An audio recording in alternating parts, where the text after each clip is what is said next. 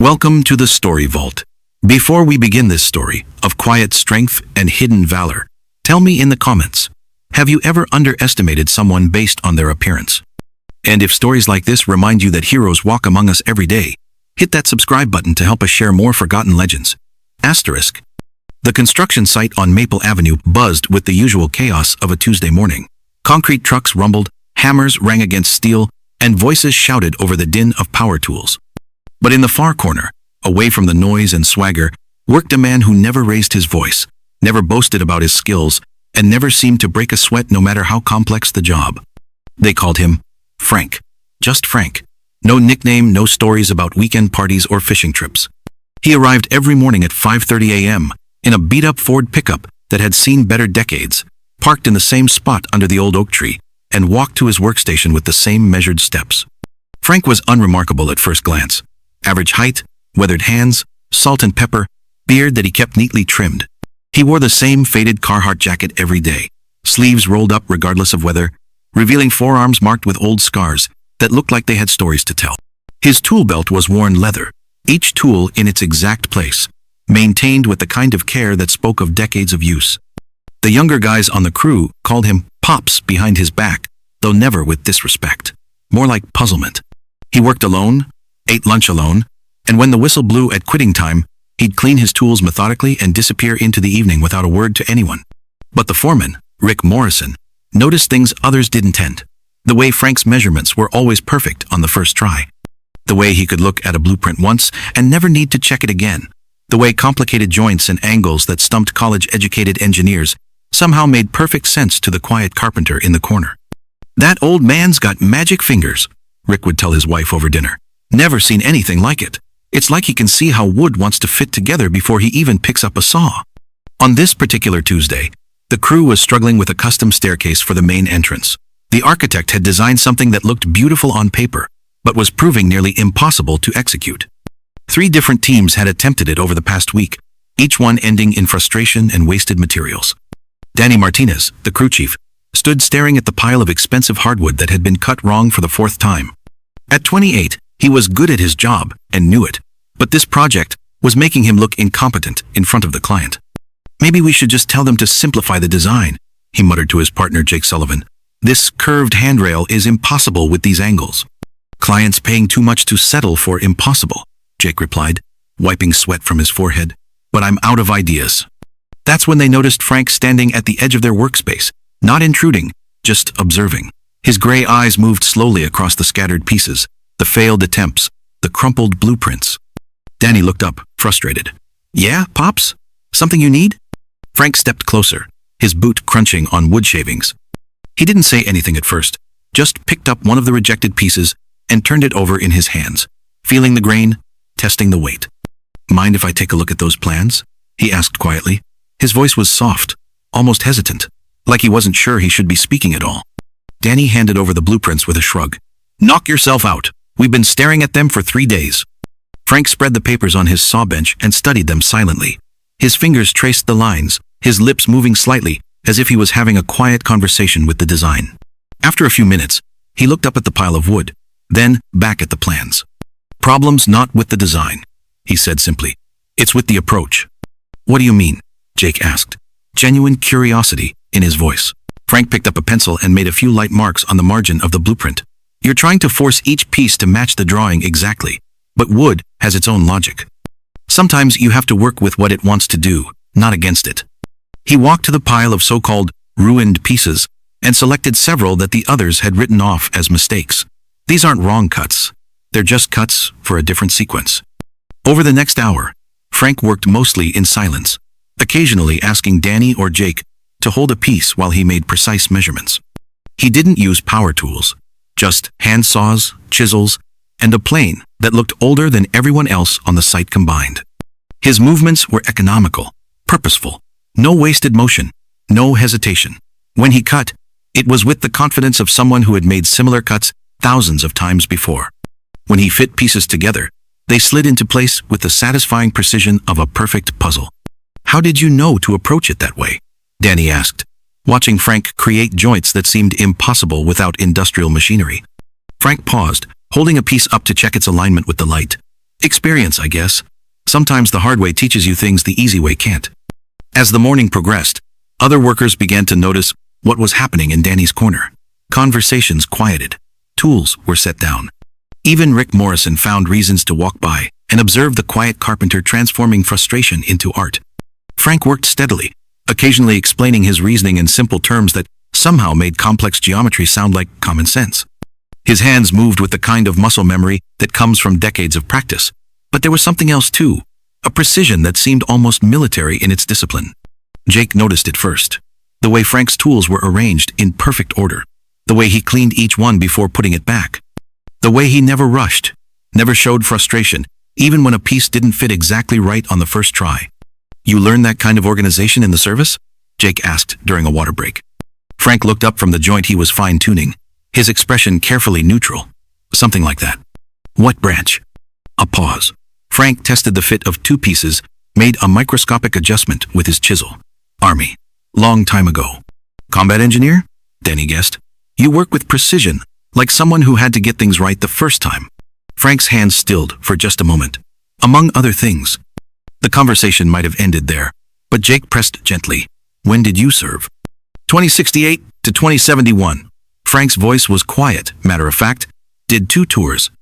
Danny and Jake exchanged glances. That timeline meant Vietnam. That precision, that calm under pressure, suddenly made more sense. "Rough time to be over there," Danny said quietly. Frank nodded once, then returned to his work. A lot of guys had it rougher. By lunchtime, the staircase was taking shape.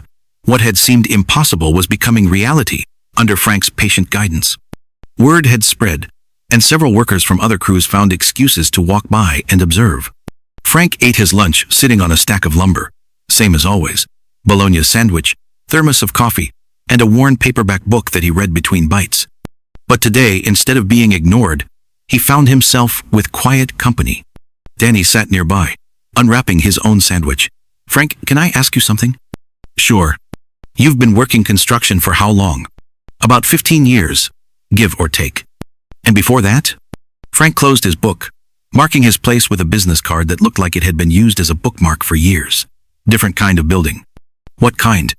"The kind that had to be done fast, under pressure, sometimes under fire." He took a sip of coffee. "Bridges, bunkers, whatever needed doing to keep people alive." Jake leaned forward. "Combat engineers build under enemy fire?" Frank's eyes met his briefly, then looked away toward the distant mountains. "Sometimes you don't have a choice. Sometimes lives depend on getting it right the first time, no matter what's happening around you." "That must have been intense." "It was a job," Frank said simply. "You did what needed doing." After lunch, as Frank continued working on the staircase, Rick Morrison approached with someone neither Danny nor Jake recognized.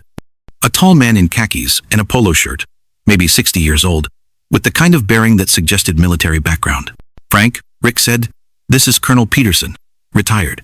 He's overseeing the memorial project downtown. Heard about your work here." Frank straightened, his expression shifting subtly. "Colonel." "Just Bill these days," Peterson replied, extending his hand. "Rick tells me you're quite the craftsman." "I get by." Peterson studied the staircase, then looked back at Frank. "This is exceptional work. Mind if I ask where you learned to build like this?" "Here and there." Peterson smiled knowingly.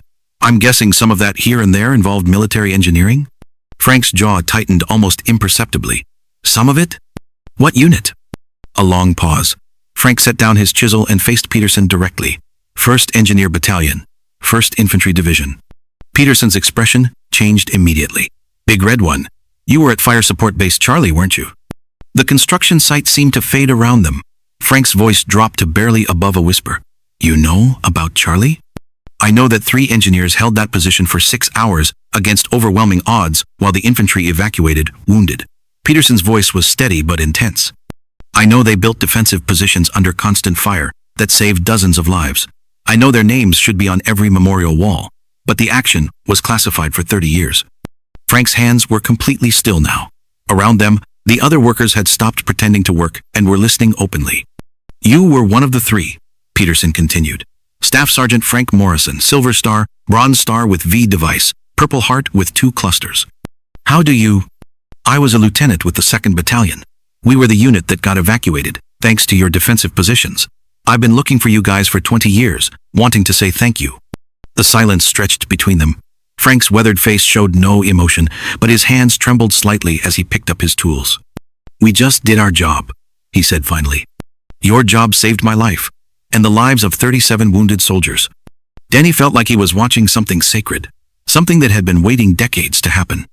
Around the construction site, tough men who thought they'd seen everything were standing quietly, witnessing a moment that transcended their understanding. Peterson reached into his pocket and pulled out something small. "I've carried this with me since that day. Piece of shrapnel from Charlie. It hit the sandbag wall you built instead of hitting me." He held it out to Frank. "I always meant to give it back to one of you." Frank stared at the twisted piece of metal for a long moment, then slowly reached out and took it. "Johnson and Williams didn't make it home," he said quietly. "I know. I went to their funerals. Your names were redacted from all the official records, but I never forgot." Frank closed his fingers around the shrapnel. "They were good soldiers, better engineers than me. Maybe, but you're the one who's still building, still creating, still making things that last." Peterson gestured toward the staircase. "That's not just craftsmanship. That's the same precision, the same dedication that kept us alive that day." For the first time since anyone could remember, Frank smiled. Not a big smile, just a slight upturn at the corners of his mouth. "Guess some things stick with you. The best things do." As Peterson left, the site remained unusually quiet. Frank returned to his work, but the atmosphere had changed completely. The younger workers approached with questions about technique, about design, about the art of building things that would last. Frank answered patiently, his earlier reticence replaced by something approaching warmth. He began explaining not just how to make cuts, but why certain approaches worked better than others, sharing knowledge that had been earned through experience most of them couldn't imagine. By the end of the day, the staircase was complete. It was more than just functional. It was beautiful, a piece of craftsmanship that elevated the entire building. Workers from other sites had stopped by to see it, and several had asked for Frank's card. "I don't have cards," he told them. "Just show up tomorrow if you want to learn something." As the crew packed up their tools, Danny approached Frank one more time.